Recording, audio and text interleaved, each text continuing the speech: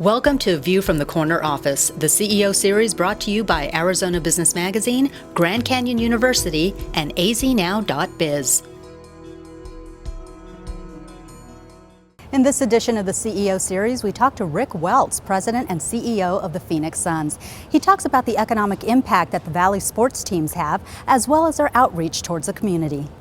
You know, it's something that we love to talk about. It doesn't get as much media attention as we wish it did because it's not a controversial story. It's a feel-good story. Suns Charities has a great history of giving in this market, gave well over $1 million away to children's focused charities. Last year we have a great board, a great executive director. We fulfill a lot of grant requests for a lot of great organizations. The number of grant requests that we're getting just has increased dramatically the last 3 years as, giving has been more difficult. People have less money to give to charity, and those great charities that are looking to continue the work that they're doing have to look for other sources. And we see it. We see it in the requests we get for grants. And, we've been able to continue to raise more money every year to give away, but that's, we have the same challenge. We have to raise that money in order to give away that money. So we understand it because it's the life we live every day too. Beyond the team's efforts to raise money for charities, the recession forced the Suns management to look at creative ways to keep fans in the seats. Certainly put pressure on pricing. I mean, the Suns haven't raised their prices in 3 years now and certainly didn't feel like we were in a position to. The types of products that we tried to create for ticket buyers, I think, were reflective of the economy and understanding that we were probably going to sell more partial full seasons than we were, our traditional season ticket. We saw a real uptick in the resale market. We have our own resale market for people who own tickets who want to resell them to other people, which was an opportunity for people to recoup part of the investment they'd made in their season tickets. And I think we saw that really across all the teams in the Valley.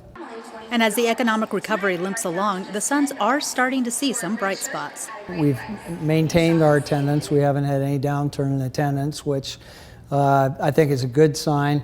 Our television ratings were actually up significantly this past year, and I think one of the trade-offs between people coming to the arena and your television broadcast is that you're actually having more people who are part of your audience there.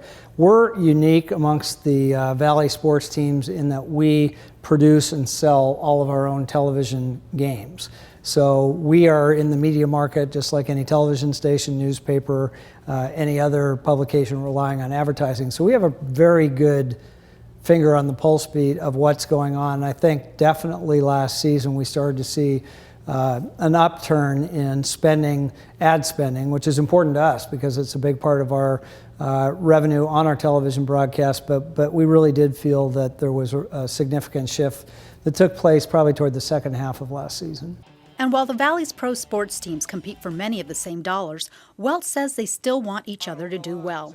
Hence the interest in the ongoing conflict between the Goldwater Institute and Glendale as the city tries to keep the Phoenix Coyotes from moving. I would say we're watching carefully. I'm not sure that we're watching yet with concern because we really don't know how that process is going to play out. But it's really an important topic that cities are going to have to wrestle with. The economics of our business are not such that sports teams by themselves can afford to build a multi-purpose facility that serves as a place for concerts, for community gatherings, things like that.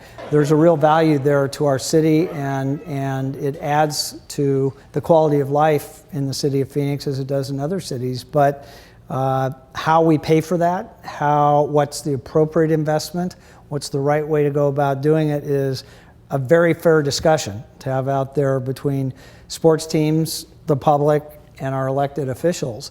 But the problem's not going to go away. The problem of how to have facilities that can be used by all citizens for a variety of different purposes is one that cities are just going to have to decide with the electorate, where that falls in terms of the importance and the quality of life in their communities. While the Suns are always in the news, the normally low-profile Welts recently made some headlines himself when he told the New York Times that he's gay. He describes the public's initial reaction to the news.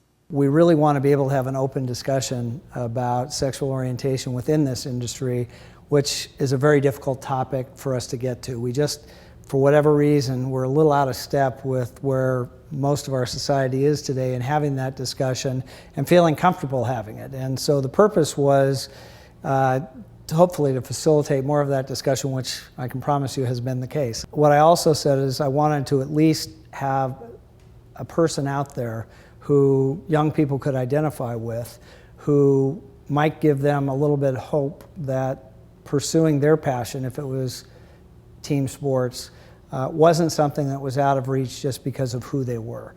And where that takes me and what role I play in that going forward, it's way too soon to know. There's certainly been a lot of incoming in terms of requests, which are very interesting, but really a lot of the initial response was just people who wanted to reach out and connect with somebody they felt could relate to their situation, whether it was parents, whether it was kids themselves, whether it was people I don't know in other professional sports organizations that just are in the same situation and just wanted to connect with somebody that they thought could understand what they were going through. So I'm at the very beginning of what's going to be an interesting journey for me on this. So it's not anything yet that I can describe to you where it's going to take me. I'm going to let the experience guide me.